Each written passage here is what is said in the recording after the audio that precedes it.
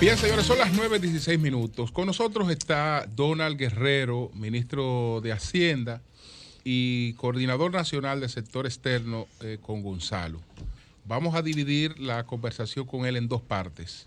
Vamos a tener una primera ronda que vamos a abordar el tema económico con él y después entonces vamos al tema político, propiamente político. Buenos días, ministro. ¿Cómo está usted? Muy bien. Muy buenos días a todos ustedes y gracias por tenerme aquí presente en su espacio que tanta audiencia tiene a nivel nacional e internacional. Bueno, después del discurso del presidente Danilo Medina, que la mayoría pues coincide en que los datos que están ahí son informaciones y datos avalados.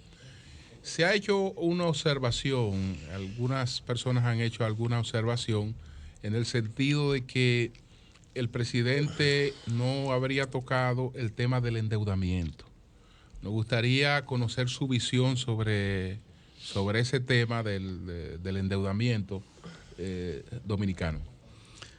Mire, el tema de nuestra deuda, tanto interna como externa, ha sido manejado por grupos de interés, algunos con intención genuina, ¿no? De preocupación real. De llamar la atención sobre el crecimiento de la deuda, y otros manipulando información para tratar de, digamos, dejar algún tipo de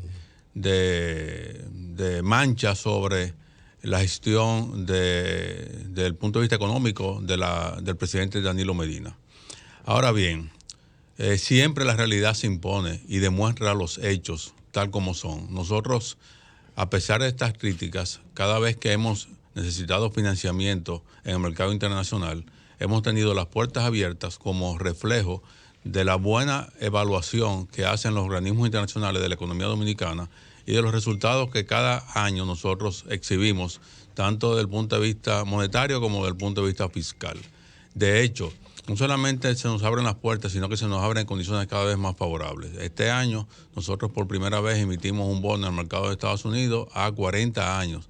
Señores, 40 años requiere mucha confianza en una economía para apostar 1.500 millones de dólares para que tú me los devuelvas a una tasa menor a la del año anterior, para que me lo devuelvas en 40 años.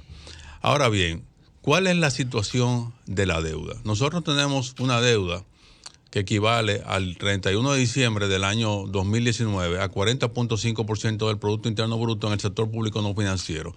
Hay otra deuda que está en el sector público financiero, que está en el Banco Central, que es una deuda en pesos en su propia moneda. Y eso lo podemos también tratar. La deuda del sector público no financiero está compuesta por una parte que es deuda externa y otra que es deuda interna. La deuda externa equivale a 23.500 millones de dólares. Esa deuda se explica en un 63% por uno de los déficits estructurales de la economía dominicana, el sector eléctrico. Nosotros tenemos dos déficits estructurales. El sector eléctrico, las pérdidas del sector, tanto desde el punto de vista de distribución como de comercialización, más las inversiones del sector en términos de mejora de las redes y de la inversión que se estuvo haciendo en la planta de Punta Catalina. Esa es una parte del déficit. Okay. Y esa parte del sector eléctrico explica el 63% de la deuda tomada. Estamos hablando que en estos años del gobierno del presidente Medina, desde finales del 2012, específicamente desde el 2013, cuando se ejecuta el primer presupuesto de su gestión de gobierno, hasta el 2019, representa unos 10.800 millones de dólares para el sector eléctrico exclusivamente. Estamos hablando de que el déficit del sector equivale en promedio a 1.8 del Producto Interno Bruto cada año, en promedio. Por el otro lado, 20.000 millones de dólares solamente para el sector eléctrico. 10.800 millones.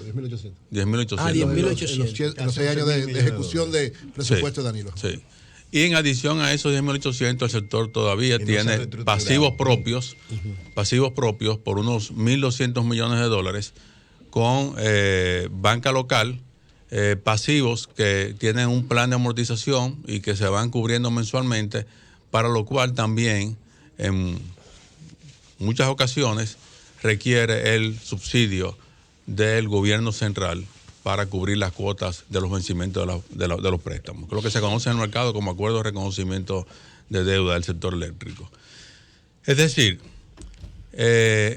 esa parte del déficit estructural de la economía dominicana, la parte del sector eléctrico, es la que el presidente, con la construcción de Punta Catalina, comenzó a enfrentar de manera precisa vía la diversificación de la matriz de generación, incluyendo carbón, matriz de generación que también incluye 600 megavatios nuevos, como él expresó en su discurso, de energías renovables, eólica, solar, etcétera, y biomasa. Y en adición a eso, las inversiones que se vienen realizando y que se van a acelerar en el área de distribución, de mejoras de líneas de transmisión, de subestaciones y de medidores para controlar el consumo. Atendido esa parte del déficit, que deberá cubrirse en la próxima gestión de gobierno, que esperamos el pueblo favorezca a nuestro candidato Gonzalo Castillo, pudiéramos estar hablando de que en un periodo de 3 años adicionales, el sector eléctrico, que ha cargado un 1.8% del PIB a las finanzas públicas y que representa el 63% del crecimiento de la deuda, sería ya cosa del pasado y debería ser un sector que provea fondos al Estado dominicano. La otra parte del déficit estructural de la economía dominicana radica en el déficit cuasi fiscal del Banco Central, que venimos arrastrando de la crisis económica del año 2003 y que requiere transferencias desde el presupuesto del Estado equivalentes hasta el año 2019 a 0.7% del PIB, y que con la nueva ley de recapitalización que ya se acordó con Banco Central, aprobó la Junta Monetaria y debe someter al presidente al Congreso en los próximos días, implicará la solución de ese tema en un tiempo prudente y en línea con las mejores prácticas internacionales. A propósito del año electoral, la disposición es que se le entreguen a los partidos 3.103 millones de pesos, si no estoy equivocada, por las elecciones que tenemos de por medio. De esa cantidad, aproximadamente la mitad le fue entregada a los partidos. Y la otra parte se le iba a entregar en partidas.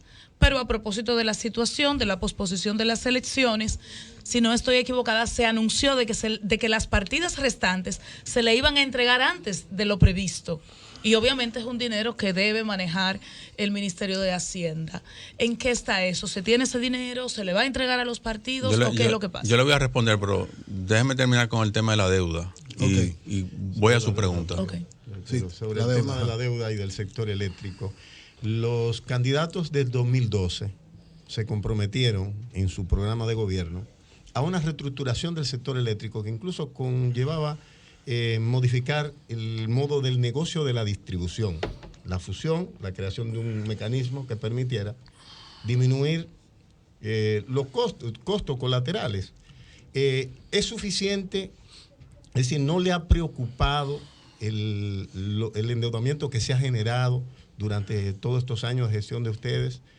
Se está dentro de la propuesta, dentro del planteamiento, esta preocupación de los sectores productivos y de quienes nos interesamos por la economía, de que esta economía no puede seguir echando todo ese dinero al zafacón, prácticamente.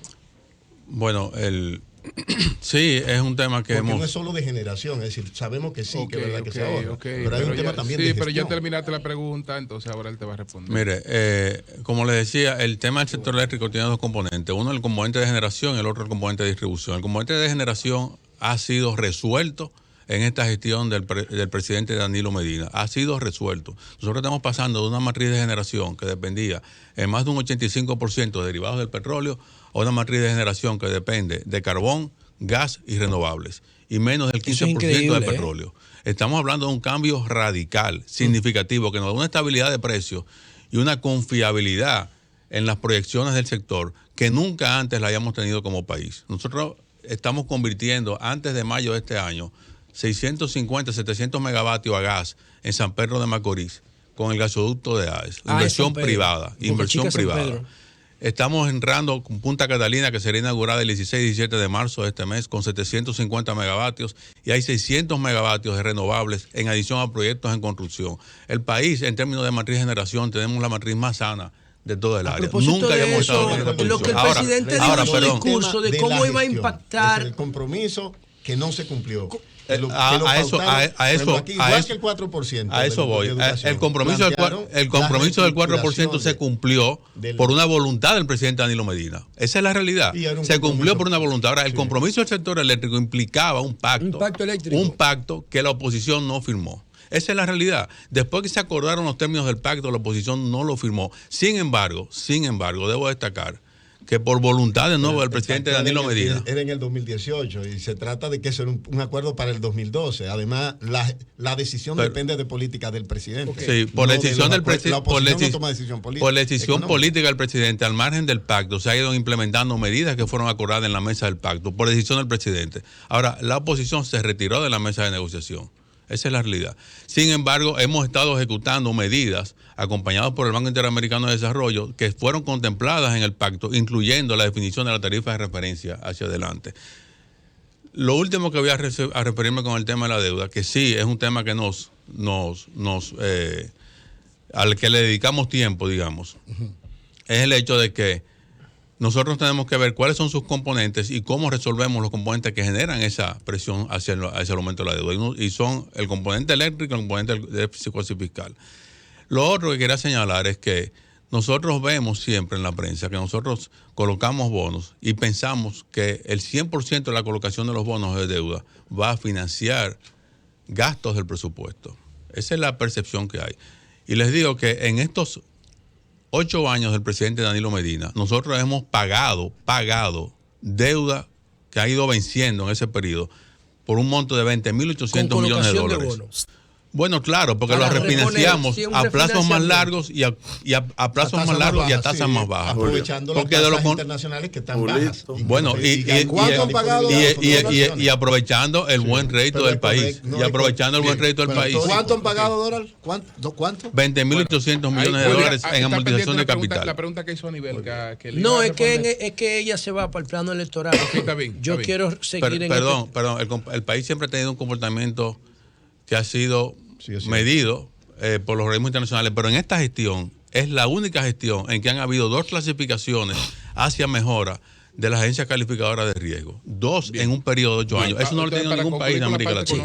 José, bueno, primero yo quiero, en el discurso de rendición de cuentas, el presidente Danilo Medina hablaba de cómo la entrada de la Punta Catalina y de la conversión a gas de la planta de San Pedro iban a impactar en el mercado spot de compra y venta de energía, pero además eso también se iba a reflejar en la factura de los que pagamos luz.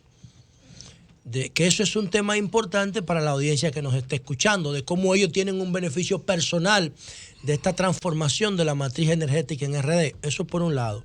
Y por otro lado, para ya irnos al tema político, hay un proyecto que ustedes fueron, nosotros lo recibimos en el Congreso, fue usted y fue Magín Díaz, que es el proyecto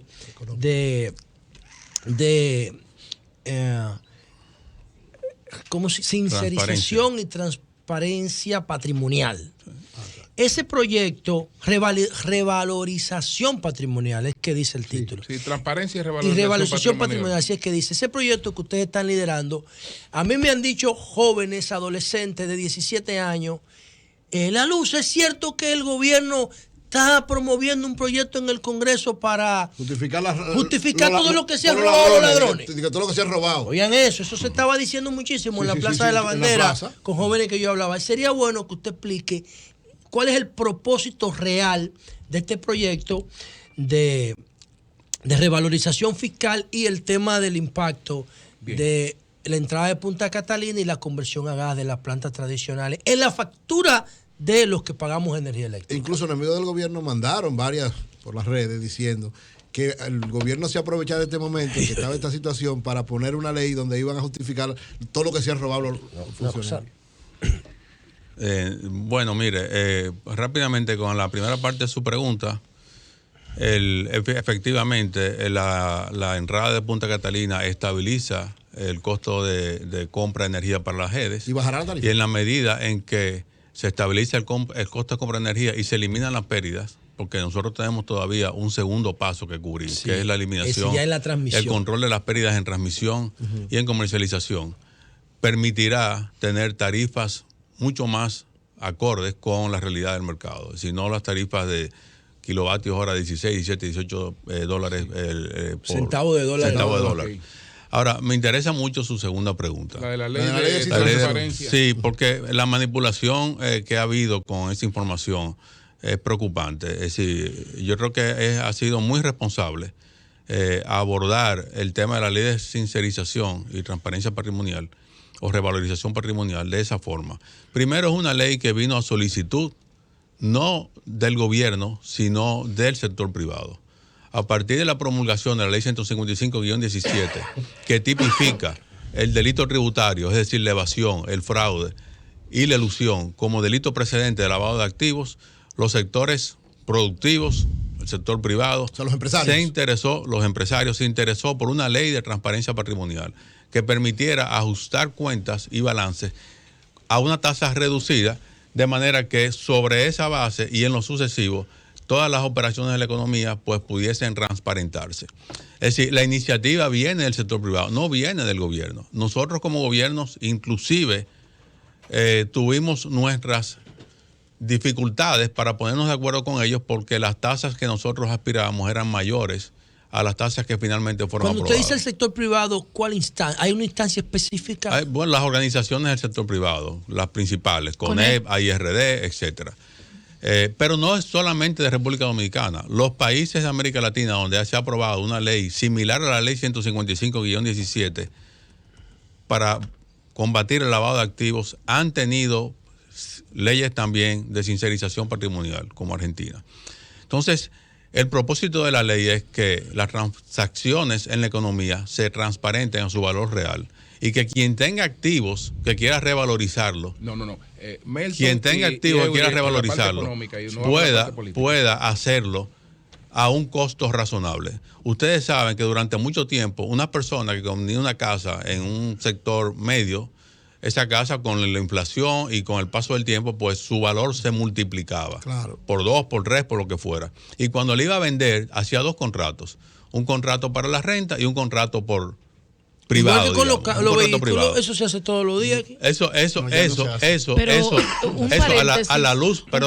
No se supone que la DGI actualmente, desde hace unos meses, tiene una especie de tabla donde el vehículo y la casa vale lo que esté acorde a esa tabla y no a lo que yo diga en el contrato. No, bueno. La DGI puede ajustar, pero todavía, tú como propietario, tú vendes al valor que te quieran pagar. No el que te ponga la DGI. Entonces, no es inspector. A lo que iba era lo siguiente, ese otro contrato que se hacía como un contrato privado, en este momento no pudiesen los fondos que provee ser depositado en un banco, porque no estaría avalado. No estaría por la ley 155-17. El banco no aceptártelo, se te puede imputar como una actividad ilícita o presuntamente vinculada al lavado de activos. Entonces, para evitar eso, el Estado Dominicano aprueba esta ley que te dice a ti, trae tu valor si tú quieres vender. Es opcional primero, es opcional. Si tú quieres tu propiedad ajustar al valor del mercado, tú lo puedes hacer. Con una tasación, tú la traes a impuestos internos y con un pago de un 2%, tú te evitas luego tener que pagar la ganancia de capital, que es un 27%. Es para beneficio del ciudadano. Ahora bien, y perdón, para concluir, eso no quiere decir, y lo aclaro, porque ha habido la manipulación con relación a la posible ventana que se abre para funcionarios y políticos en sentido general, que somos los que estamos más bajo el ojo, como debe ser, bajo el ojo público, de que yo puedo aparecerme en impuestos internos y decir, yo soy dueño de este edificio. De 10 discotecas. Y yo lo voy a valorar. En la zona oriental. Y yo lo voy a valorar y pago el impuesto. Bueno, perfecto, yo pago el impuesto, yo me quité la contingencia fiscal, pero yo tengo que explicar de dónde salió ese edificio. A la ley 155 Tiene que explicar dónde salió el edificio. Es decir, y la ley establece que los bienes o activos de origen no lícito, pues pueden ser rechazados por impuestos internos. Entonces, bueno, Melton, que tenía la parte económica y Eury. Sí. Bueno, casualmente se observa que la gran inversión en generación limpia del sector energético tiene que provocar algunos resultados. Sin embargo, parece que tenemos una oposición irresponsable. Porque se han retirado lo que dijo Melton, una vez reunidos para el pacto eléctrico y con todas las de la ley para firmarlo, ellos se retiraron. ¿En qué medida perjudica al país, al empresario, al gobierno, esa no firma del pacto eléctrico? Bueno, cuando nosotros hemos hecho visitas a los fondos de inversión en el exterior, siempre surgen la pregunta de los pactos que se consensuaron con la ley de la Estrategia Nacional de Desarrollo. Y la pregunta viene en cuanto a cuándo se va a firmar el pacto eléctrico. La realidad es que, al igual como surge la pregunta del pacto fiscal, los pactos requieren voluntades de las partes. Y el pacto fiscal todavía no se ha planteado sobre la mesa. El pacto eléctrico se discutió in extenso, una participación y un tiempo dedicado por Monseñor Agripino Núñez Collado a la gestión de ese pacto. Y finalmente todo estaba sobre la mesa. Ahora, consecuencias para el país no, no son mayores porque, como les decía, el presidente Medina ha estado implementando medidas que fueron consensuadas en el pacto, aun cuando no se haya firmado. Ministro Donald, en toda América Latina se ha dado cuenta de que las situaciones políticas afectan el desenvolvimiento económico. Gracias. ¿Tienen ustedes como gobierno temor de que esta incertidumbre política pueda afectar, cumplir los planes desde el punto de vista económico que tiene el gobierno? Mira, buena pregunta. Para resaltar algo sobre la economía dominicana, nosotros hemos sido beneficiados por la fortaleza de la economía, no solamente, y es importante aclarar eso,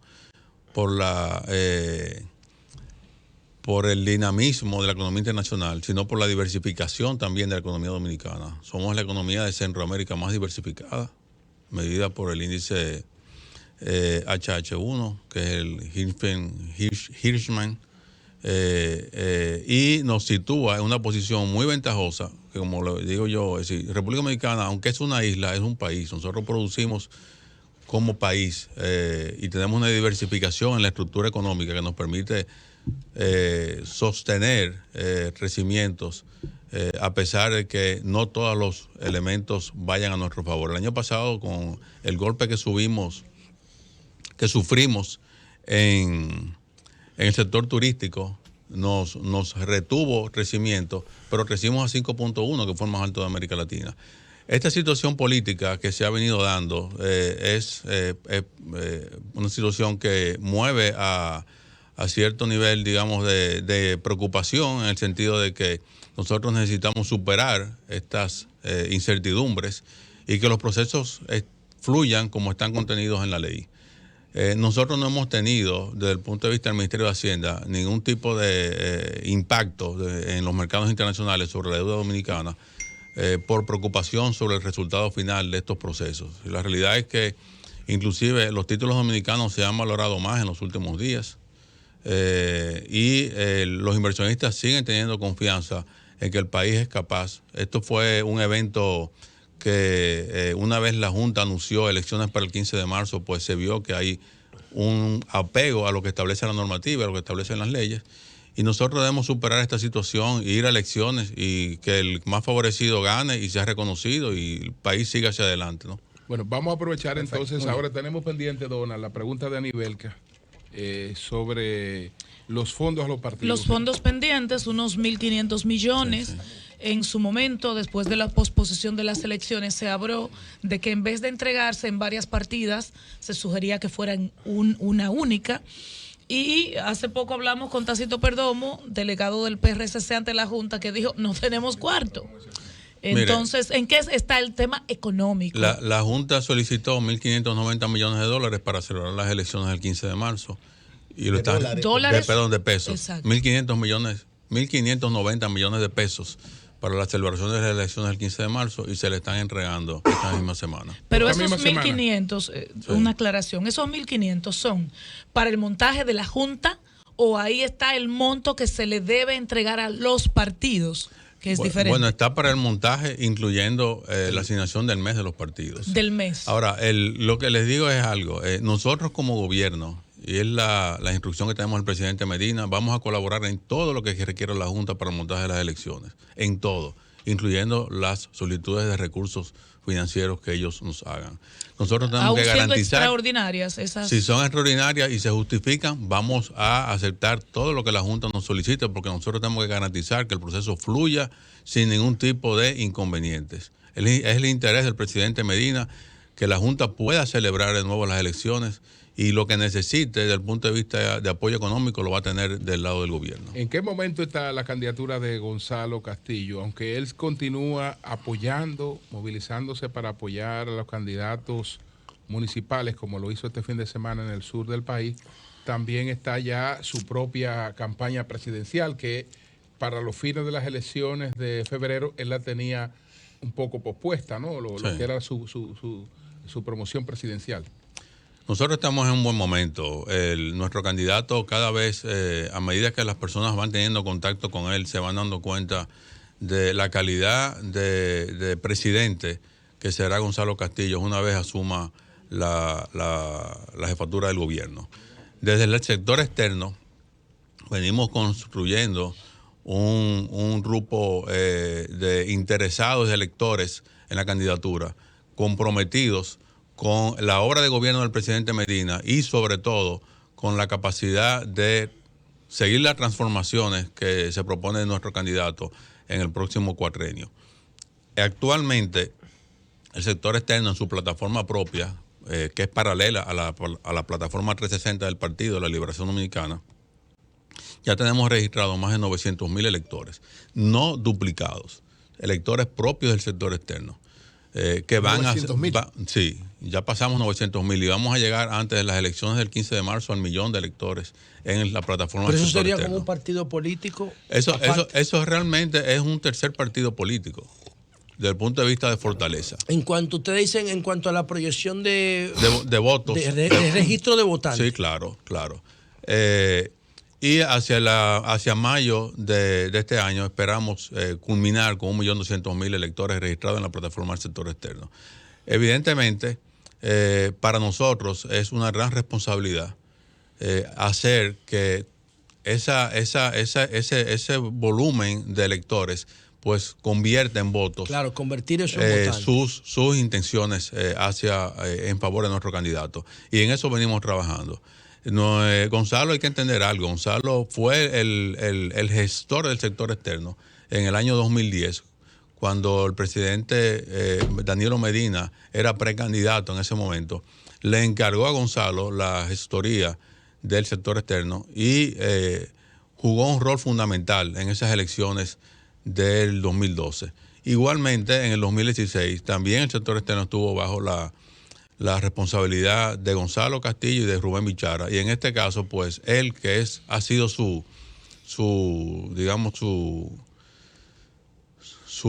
mayor contribuyente desde el punto de vista político, como miembro del comité político del partido y dirigente importante de la organización hacia el sector externo, pues en este caso yo tengo la responsabilidad de coordinar con un grupo de personas talentosas, gente muy comprometida con la candidatura, gente joven, que está haciendo un esfuerzo importante por garantizar que ese 1,000,000 de votos se manifieste en las elecciones municipales el 15 de marzo y que también se manifieste el 1.200.000 electores en las elecciones de mayo próximo. Melton.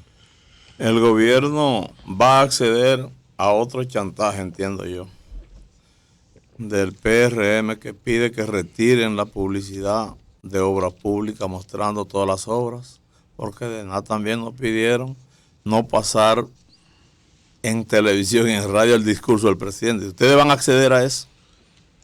Mire, nosotros somos obedientes a lo que decide la Junta. Ellos sometieron un recurso ante la Junta en esa dirección y nosotros, ante lo que decide la Junta, haremos nuestras argumentaciones, pero la decisión de la Junta la respetamos y la cumpliremos.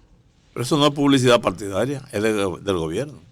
Ellos tienen otra interpretación como oposición. Yo estoy de acuerdo con lo que dice usted, pero lo que digo nosotros como organización, vamos a respetar lo que diga la Junta. Donald, hay gente que dice que en el caso de Gonzalo, que el hecho de que él no sea muy ducho hablando, de que no presenta como los líderes tradicionales un discurso bastante desarrollado, entonces que como que no lo motiva. ¿Qué motiva, o sea, qué ponen ustedes como fundamental motivación para que se pueda votar por Gonzalo Castillo? Creo que Gonzalo tiene una capacidad de trabajo y un compromiso con la obra del presidente Danilo Medina y unas habilidades para potenciar lo que se ha hecho, que realmente entusiasman a quien lo conoce. El reto para nosotros con Gonzalo cuando salió como precandidato era que la gente lo conociera, que la gente conociera, hablara con Gonzalo, se reuniera con Gonzalo y conociera su historial como empresario, como político, como funcionario.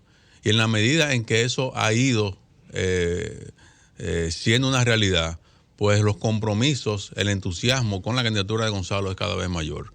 Yo entiendo que nosotros hemos tenido algunos retrasos por estos inconvenientes desde el punto de vista de la campaña propia presidencial, pero ya hay todo un diseño de campaña para las presidenciales que comienza a ejecutarse esta misma semana y que va a acercar más aún a Gonzalo a la población. Las posibilidades nuestras con nuestro candidato son muy buenas. Nosotros estamos seguros de que vamos a llegar a mayo en una posición muy ventajosa para ganar las elecciones, probablemente en primera vuelta. Bueno, Donald, si apareciera un socio estratégico para Punta Catalina, ¿cómo se establece el precio de Punta Catalina? Muy buena pregunta, Julio, porque ese es otro tema que también la oposición ha estado tratando de manejar. Pensando que nosotros hemos visto la posibilidad de la venta de las acciones de Punta Catalina como una forma de financiar al gobierno o de utilizar fondos para la campaña, que sería peor. Y debo aclarar algo, cualquier operación que se haga con Punta Catalina son fondos que van al Tesoro Nacional y que para su utilización requerirían ir al Congreso con un presupuesto reformulado que autorice el uso de esos fondos. Pero que en este caso el presidente Medina ha dicho que si se diera una operación de venta de acciones de Punta Catalina, sería el próximo gobierno que tendría la decisión de qué hacer con esos fondos. Se le guardarían el dinero en caja, digamos, en tesorería, y que el próximo gobierno utilizaría esos fondos. Ahora, ¿cuál es la operación que nosotros estamos planteando? Nosotros contratamos una firma internacional de mucho prestigio que se llama Guggenheim Securities de Nueva York. Ellos han estado viendo la apertura de un proceso de licitación pública internacional en la cual una parte de las acciones de la planta se venda al sector privado. El presidente Medina, en su discurso ante la Cámara Americana de Comercio en las elecciones del 2016 como candidato a la reelección, invitó al sector privado a ser parte del capital accionario de la planta. Lo invitó y ha sido siempre su discurso de que el sector privado entre como socio del Estado en la operación y el manejo de esa planta. Nosotros sabemos, ¿no?, que para un inversionista el valor de la planta está en función de los flujos futuros de ingresos que va a tener producto de la operación de la planta. Es decir, el valor de la planta no es cuánto me costó construirla, sino cuánto me va a dejar a mí como inversionista. A partir de ahí yo establezco un valor. Claro. Y por ser así, el valor viene dado por el PPA de la planta. Ese PPA a 30 años se descuenta a valor presente y en función de ese valor presente descontado se establece un precio. Ese precio nosotros entendemos que debe andar alrededor de 2.500 millones de dólares. Si son 2.500 millones de dólares en una estructura financiera típica de inversiones de ese tipo, donde el 30% es capital y el 70% es deuda, de 2.500, el 30% que será capital son 750 millones de dólares. La deuda sería 1.750 millones de dólares, exacto. El gobierno recibiría la mitad, si vende el 50%, de los 750, es decir, 325, más los 1.750 millones, porque habría que refinanciar esa deuda que está ahora como un pasivo de Hacienda. Se refinanciaría con el sector privado y le entraría al gobierno, a la caja del Estado Dominicano, unos 2.100 millones, 2.150 millones de dólares. Yo entiendo que para cualquier candidato que se precie como buen gestor del gobierno, le iría mucho mejor mucho mejor, encontrando en caja 2.150 millones de dólares y el 50% de las acciones, porque al país le conviene que lo que ocurrió con Jaina y con Itabo, que son dos plantas que eran propiedad del Estado, que estaban siempre saliendo de servicio cuando eran manejadas por la CDE, no ocurra con Punta Catalina, que se garantice su operación durante el largo plazo. Es una planta de carbón que debe generar durante 30, 40 o 50 años sin ningún problema, y que además de eso pueda disponer el próximo presidente de 2.150 millones de dólares para su plan de gobierno hacia el futuro. Bueno, pues muchas gracias a Donald Guerrero, ministro de Hacienda, coordinador nacional del sector externo, Julio, con Gonzalo Castillo. Lo haremos en una próxima comparecencia. ¡Cambio y fuera! ¡Ándale!